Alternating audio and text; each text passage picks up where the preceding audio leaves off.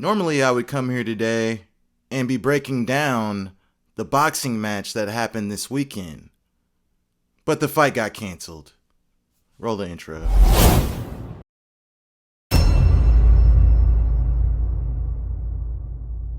Welcome back to Championship Rounds. It's your boy Marcel Pierre. Yes, back again on a bit of a somber note, but I got a bone to pick. This is the Champ Chat 10. And as usual, guys, I'm trying to turn Championship Rounds into Sparta. You know what I mean? I'm trying to hit that 300 subscriber mark. You know what I mean? Might not be a lot of subscribers to a lot of people, but, you know, baby steps. You know what I mean? I'm trying to get to that King Leonidas and the Brave 300 level. You know, I don't even have to be Leonidas. One of my followers can be Leonidas. I can be amongst the Brave 300. But yes, like, share, comment, subscribe, and make sure you comment. I want to know what you guys think about this as well. But hit that notification bell as well so you don't miss a drop. All right, guys, I'm just going to jump right into this. Jake Paul versus Hasim Rahman Jr. is canceled.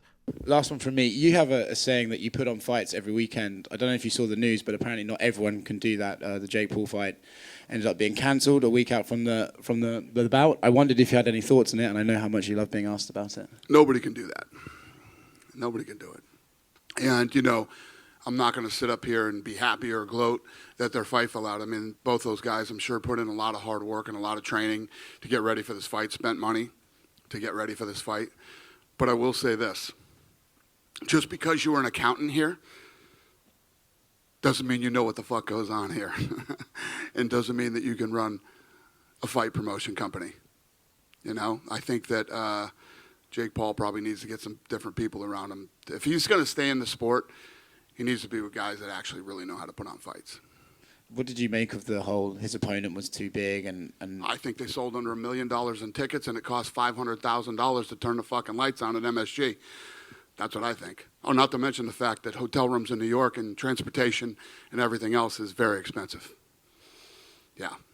Problem Child versus Gold Blooded next. And somebody screenshotted the MSG, how many tickets were still available, and there was more blue than gray. Now, And what did that tell you? I glanced at it at first, I was like, well, okay. But then now you're talking about, well... But I haven't even seen that. Yeah, and I saw it, and they're like, well, maybe it's because they weren't selling tickets. But then what you're saying, the interest of Jake Paul is probably people just like, well, now these big fights are here. People want to tune into the per se real fights. They're tired of the shit show. Listen, you only got really, if you get 2 chances at pulling the wool over the eyes of the most wise boxing fan, they're not going to let you get them the 3rd time. Not alone the 4th.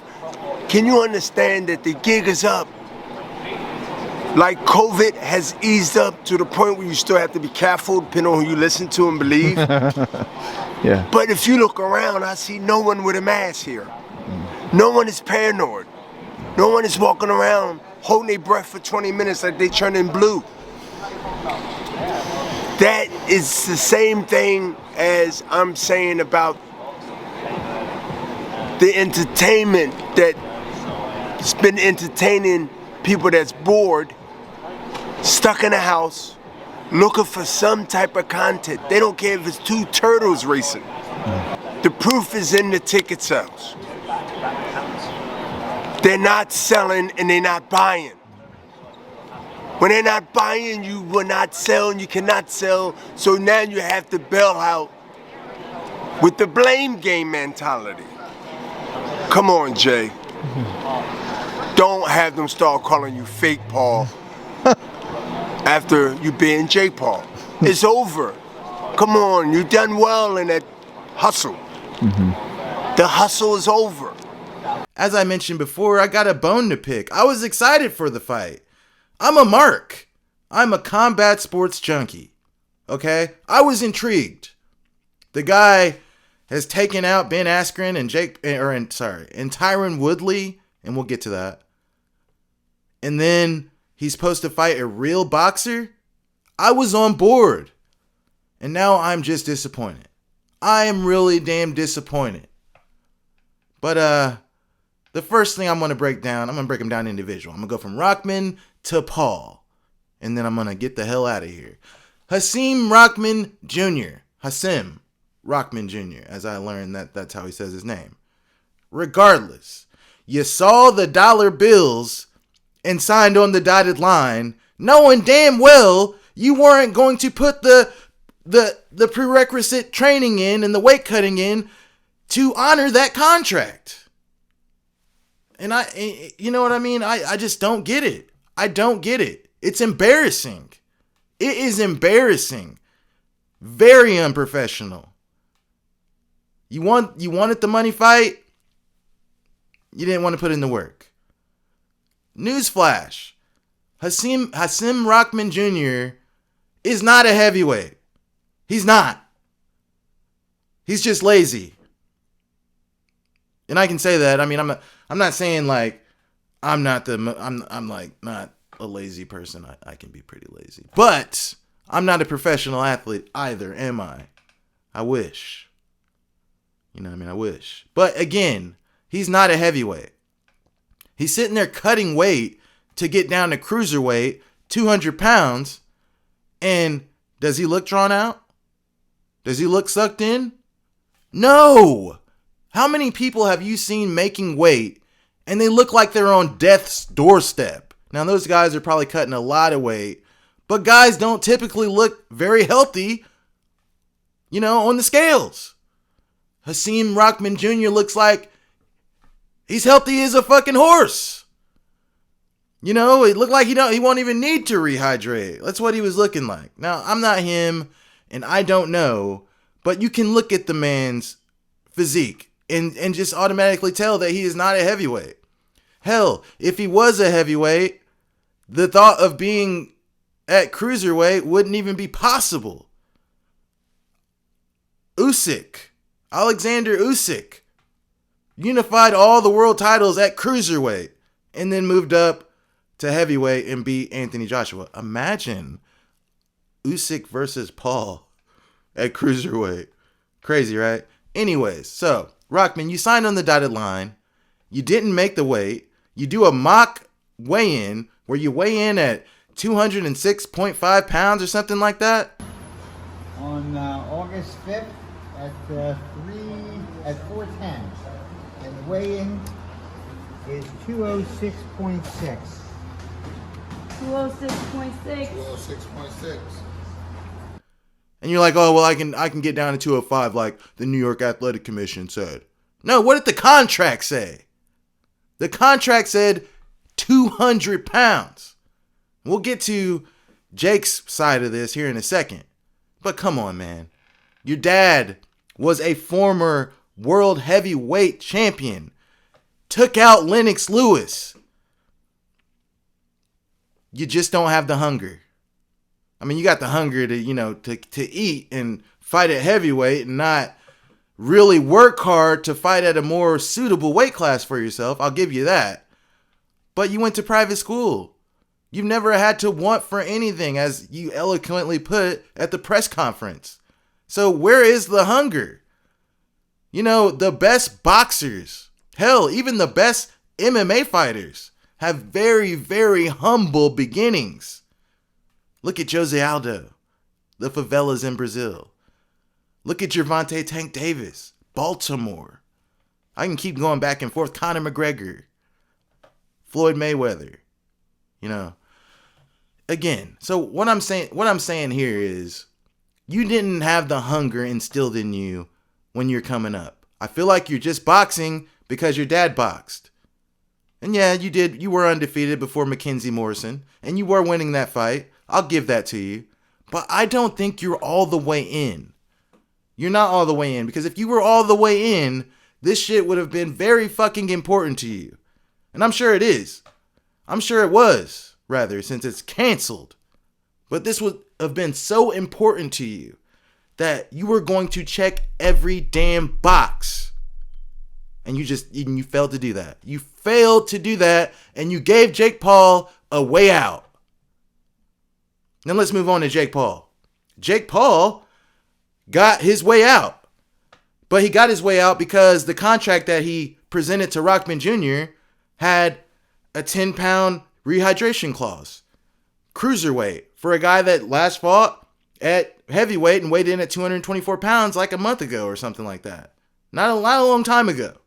So because you weren't getting all of the stipulations that could favor you in this fight, stripping a guy down to a weight class he's never fought in professionally, making so he could not properly hydrate after a rigorous weight cut, because you weren't able to get those caveats, you canceled the fight a week out. You canceled the fight a week out. And you know what? Before the fight was even canceled, when they signed the contract, the ridiculous clause that said, hey, Rahman, if you don't make 200 pounds, we're going to charge you, or fine you rather, 25% of your purse per pound. So the fight was at 200 pounds. He weighed in at 206 in the mock weigh-in. So what would that mean? That means Rahman fight for free if they did the fight? No, it would mean he'd fight for the minimum $5,000, which he said he would do. Jake Paul's not on board. Jake Paul's not on board. Because Jake Paul wanted every box checked as far as his advantages in the fight. Who's the better boxer? Clearly Rahman. I mean, I watched the sparring footage, and they're right. Sparring is not fights. He was brought in to help Jake Paul. So he's not brought in to knock Jake Paul out. He'd be trying to do that if they fought, believe you me, to borrow from Michael Bisping. Come see, believe, achieve, shut the, you know. I'm just disgusted. I really am. Woodley, Askren, 170-pound champions in MMA. Askren, Bellator and won. Welterweight champion, 170 pounds. Woodley, champion, 170 pounds. I think he might have been a Strikeforce champion as well. I think he did. I think he beat no. He lost to he got knocked out by Nate Marquardt. That's right. Nice move. Oh, that elbow hurt. What is down? Mamma mia, what a knockout. Anyways, but he was a UFC welterweight champion, 170 pounds. And you're trying to fight these guys who are Ben Askren coming off of hip surgery. Woodley getting slept in his last, I don't know how many fights. Just a shell of himself. You want these guys to come up and fight you at 190 pounds to 200 when they were their best at 170 pounds. Conor McGregor lost to Nate Diaz at welterweight. Imagine what Nate Diaz would have did to him at 155. I'm just going to leave that there. But anyways, guys, tell me what you think about this shit. Because I was excited. I was going to watch regardless. I watch it all. But I was actually intrigued. I wanted to see how he would fare against a guy with boxing credentials. And we're not going to see that. I don't know how good he is because he hasn't really faced a real fighter yet. It's not his fault. He signed to fight Tommy Fury. A five-time world champion in Tyron Woodley's a real fighter. He's not a real boxer. He's not, Jake. Well, Jake, the first skill in MMA is boxing. Jake, he won the UFC championship with a right hand. He's a great UFC fighter. Do you consider Tommy Fury a real boxer? Yes, but I'm not in terms of ability. But listen. So what defines a real boxer? A real boxer is someone that is his craft. Like Andy Bishop, who have 10. Andy Bishop? Exactly, but he's a real boxer, right? Yeah, because anyone can go and get a professional. Okay, but what I'm saying is, Usman does not qualify to give you any right to talk about you fighting for a world title, and nor does Tommy Fury actually. But I'll give you the props, I'll give you the respect. You're improving all the time, but the proof will be in the pudding. I don't believe. By the way, I've said that I think Jake Paul is better than some fighters, but I don't believe you will ever get close to being a world-class fighter. I believe that I would beat anybody on your roster that's under 10 fights. Anyone. Well, we can do that. Any one of your fighters that has under 10 fights. Easy. So A cruiserweight? literally any weight. Okay. So any weight. Any weight. Any anyone weight. under 10 and Any 0. weight. Perfect. I will beat anybody on your roster. I've got about 400 of them. Great. Yeah. Great. Let's run it up. Chef No Clark. problem. Chef Clark. Give me your best real boxer. Okay. Chef Clark. Give me your best real boxer. Chef Clark, 1-0, right? Boxed in the Olympics, didn't medal. 1-0, just had one professional fight. He's a cruiserweight. You can have him, and I'll tell you what, I'll even provide him. Well, actually, let me be careful on the price of this one. No, but I'm telling you, I've got 5. Yeah, okay, okay. I already said I'm down. We're betting $1 million. I'm taking on anyone on your roster with under 10 fights. No problem. And that's right now too. Just wait to just give me a couple of years, bro. Ooh, I'm coming for your boy Canelo. Yeah, I'm coming for your boy Canelo. That's on God. Andrew Tate called him out, Jake Paul, among other people. They want that payday. Mackenzie Morrison's begging for the fight. This is disgusting. Jake Paul says, well, he's not interested. Consider Andrew Tate as an opponent. Next question. Next question. Next question, buddy. Next question. Which kid? Andrew Tate. Next question. Let's focus. And then I just saw on Twitter where Jake Paul said, big announcement tomorrow morning. What, you going to fight KSI? You're going to fight another guy that's not a boxer? I guess we're going to have to wait and see. Guys, what do you think about this fight being canceled? Were you excited like I was? And who do you think Jake Paul is going to announce he's fighting next? Let me know in the comments.